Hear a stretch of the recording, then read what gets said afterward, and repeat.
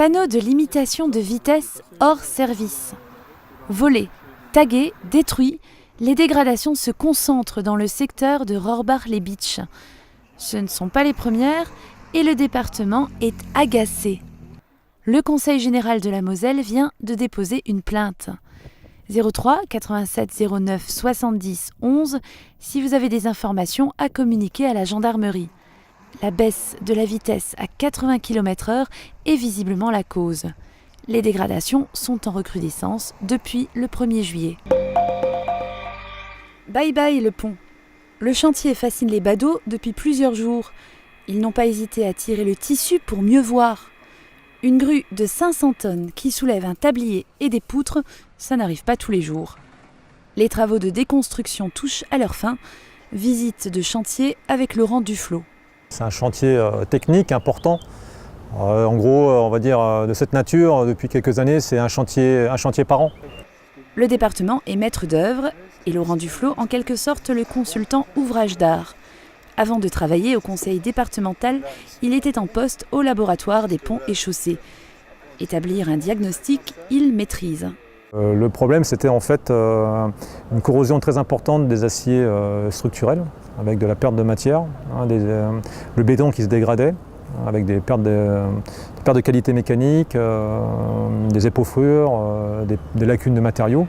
La décision a été prise de retirer les poutres et le tablier.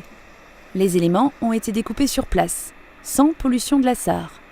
Les bouées ont été assemblées avant le démarrage des travaux, pour permettre la circulation des ouvriers et de certains engins. C'est un site très contraint, on est en ville, proximité des habitations, on est sur la Sarre, donc un environnement qui est de qualité, qu'il faut préserver, à proximité d'un monument historique, d'une église, beaucoup de réseaux aussi, donc c'est vraiment une concentration de contraintes importante sur ce type d'opération. À 500 mètres, la porte de l'Albe, monument classé, et qui a nécessité une réflexion architecturale. Se fondre dans le décor et garantir une longévité à l'ouvrage. Ce n'est pas du tout la même structure, c'est un ouvrage mixte, l'association en fait métal-béton. Donc vous avez l'ossature principale, ce sont des poutres en acier. Et dessus on vient connecter des dalles en béton armé, qui font après le tablier, mais qui sont participantes. Donc c'est une structure qui est totalement différente, mais c'est les structures qui sont régulièrement utilisées maintenant dans les ponts modernes. Aujourd'hui, l'ouvrage mixte est un ouvrage qui est économique. De très loin, on verra la même forme, mais vous serez en métal, alors qu'avant on était en béton armé. La phase de construction devrait démarrer cet automne. Le département veut aller vite pour éviter les crues liées à l'hiver. Pour ce chantier, tout n'a pas été démoli, les 4 appuis ont été conservés. Ça veut dire qu'on garde ce qui est bon, on modifie à peine la physionomie de l'ouvrage. Il va être, on respecte son travelage, on respecte son tirant d'air, on l'améliore un tout petit peu, mais il reste en fait dans l'idée de ce qu'il était avant. Le pont reliant Salzbronn à Sarralbe avait été diagnostiqué malade par le service de gestion et de surveillance des ouvrages d'art du département. Plusieurs années de démarches administratives ont été nécessaires. Le chantier devrait durer 1 an. Livraison prévue juin 2019. Est-ce que vous allez partir en vacances ? Non, le budget là, non. Le budget ne permet pas cette année, non. Non. Quand on ne part pas en vacances, qu'est-ce qu'on fait à Sarreguemines ? Accessoirement du vélo. Il y a de beaux coins à visiter, là, notamment ce matin je suis dans le coin de Sarrinsmin, Zétin. Donc il y a des très beaux coins à visiter. Et sinon, un peu de natation ou bien des balades. Je sais pas, il n'y a presque rien à faire en fait. On se promène en ville, on va manger des glaces, c'est tout, je sais pas. Il y a la piscine, mais bon, elle est pas super top. La moitié des gens, ils vont à Kleinwidersdorf, à la piscine. À Sarreguemines, on profite des parcs qui existent à Sarreguemines. Après, quand c'est la proximité de la frontière en Allemagne, alors on peut y aller à Kleinbilly, il y a une piscine qui est très très jolie, il y a des terrasses pour manger, il y a des plages, ça ressemble à plage, mais on peut profiter de temps en temps, on fait ça avec les enfants. C'est une petite vacance. On va boire un petit coup sur une terrasse, ou bien on va surtout au cinéma, parce que les cinémas de Sarreguemines sont géniaux. Ils sont on y est bien accueillis.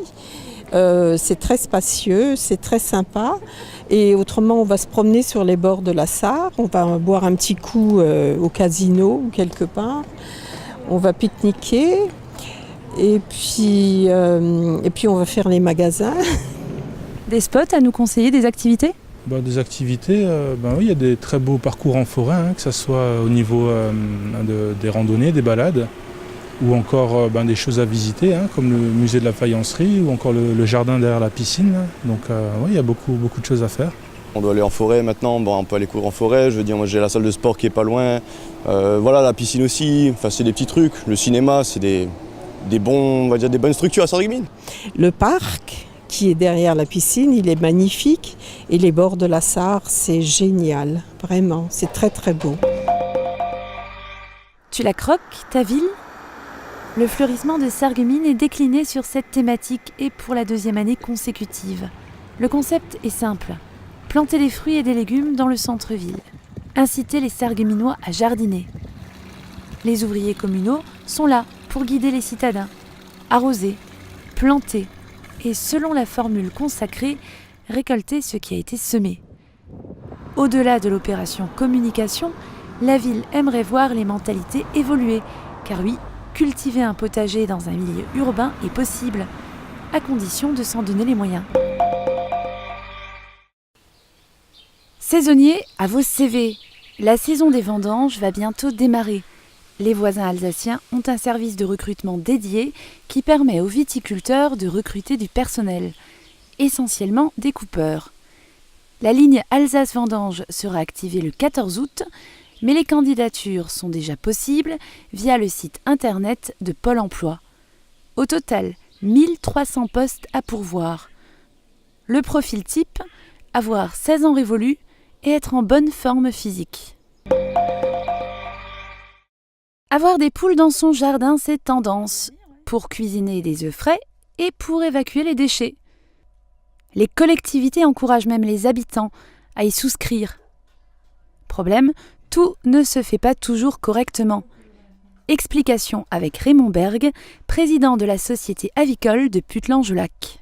On incite les gens à prendre des poules et après ils vont sur internet pour savoir comment on les tue, comment les sacrifier, comment les plumer, comment les vider, ou les jeter carrément sur les dépôts d'ordures. Ça ne devrait pas se faire comme ça. On devrait savoir où on les met, à qui on les donne, où habitent les gens et vérifier si l'endroit où ils vivent est correct et adapté aux poules. Le minimum pour une poule est environ 1 mètre carré. Pour une poule, minimum, pour qu'elle puisse vivre. Mais bon, l'idéal c'est 5-6 mètres carrés pour une poule. C'est très bien. Dans les appartements, elles ont des excréments, je ne sais pas, ils vont les mettre. Peut-être dans les sachets verts. Et en ce qui concerne la santé des poules, il faut quand même avoir un minimum d'installation, aussi bien pour l'hiver que pour l'été. Il faut avoir quelques notions d'élevage aussi. On peut leur donner des restes, bien sûr, quelques restes comme ça de temps en temps, comme un dessert, comme une gourmandise, mais pas les nourrir de restes, dire les poules mangeront vos restes, vous n'aurez plus besoin de mettre vos restes dans les poubelles. Une poule est granivore, il faut leur donner des graines. C'est contre nature de leur donner des déchets, c'est tout. Déjà, c'est plein de protéines, c'est trop riche pour elles. Et je pense qu'à ce rythme-là, elles doivent mourir très vite puisque le cœur va s'engraisser, elles vont faire beaucoup de graisse et elles ne pourront pas vivre très longtemps. Et il faut également leur donner des coquilles d'huîtres afin que les coquilles d'œufs soient solides. Il faut les abreuver correctement et il faut qu'elles aient de l'espace. Il faut de la verdure aussi, bien sûr, un parcours herbeux. De préférence, si vous avez une dizaine de poules, l'idéal serait d'avoir 10 arts de terrain, ou 5 arts déjà, c'est déjà bien. Mais enfermer des poules dans des petits espaces de 3-4 mètres carrés, c'est absolument pas suffisant et c'est un peu torturer les poules. On trouve ces poules sur internet pour des prix défiant toute concurrence, 10 €, 5 €. Sont des poules de réforme. Sont des poules de réforme les 3/4 du temps. Et qui sont appelées à vivre 1 an et puis ensuite elles meurent. C'est pas très sain et c'est pas très naturel.